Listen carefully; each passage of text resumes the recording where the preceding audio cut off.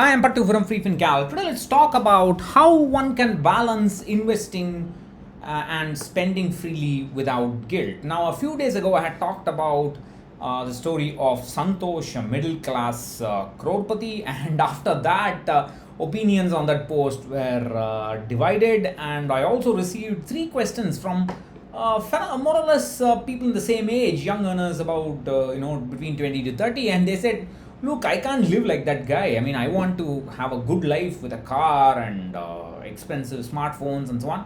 But how do I balance it with my investing? How do I not feel guilty that I'm actually spending on this on my lifestyle and so on?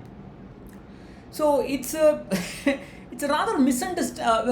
What happens is when I talk about frugality in general, and I've seen this for the past 8 years. Many people think that people like Santosh, or for that matter, a person like me, they think that we are depriving ourselves of a car and something expensive and so on.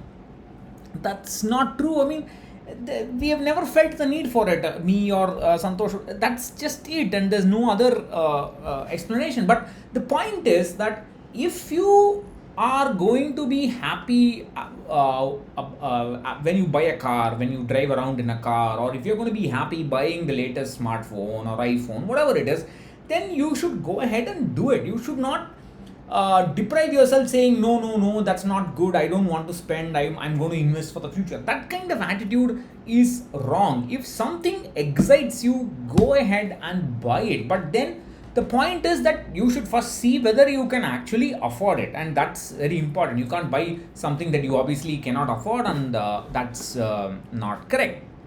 Also, every action has a equal and opposite reaction, just like the Newton's law. So suppose a person doesn't have a car, then in the middle of the night, if they have to rush somebody to hospital, they may have problem getting an ambulance and so on, and they can rue themselves saying, oh my god, if I had a car, I would have done it so much better. But of course, if the person has money, they can throw money at a problem. That's there. For example, if a person wants to take holidays and they don't take those holidays because they say, let me take it later, let me focus on investing now. Later on, they may become too old for it. Their circumstances may be such that they cannot leave the house, they may not have the health and so on. So it's all about finding the right balance. Most of us have so much trouble finding the right balance. They talk about extreme cases, and it's such a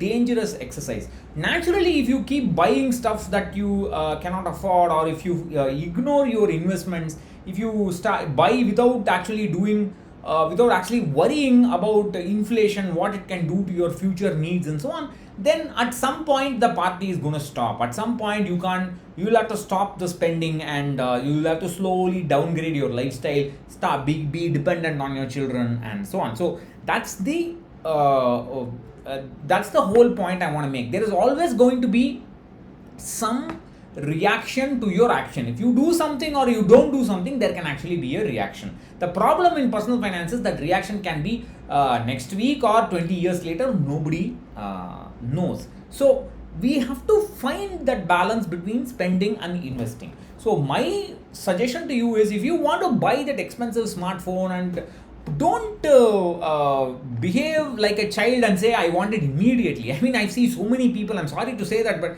I see so many young people in their 20s behaving like children. And as long as you don't want something immediately, as long as you can wait for it at least for a few months, and as long as you don't make the mistake of upgrading equipment every year just because they are going to release new models, you will be fine. If you want to buy a smartphone, and that means for the next 3 or 4 months you are going to have to stop your investing, fine, go ahead and do that. But just keep track of the amount you did not invest, and later on in the coming months, gradually add little by little by little. You add on to your investments, add on to your SIPs. So on top of that, you can just make a one-time investment, or just buy some units whenever you want, and you make up for it. As long as you keep track and make up for it, you don't have to worry about spending too much.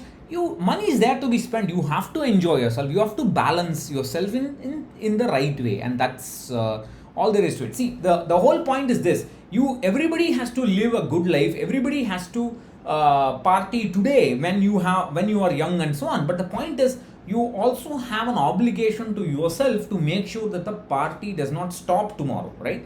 You can party today and you can party tomorrow. So that's where the balance comes, and it's not really hard as long as you understand the implications of what you are doing and accordingly act. Thank you. Bye bye.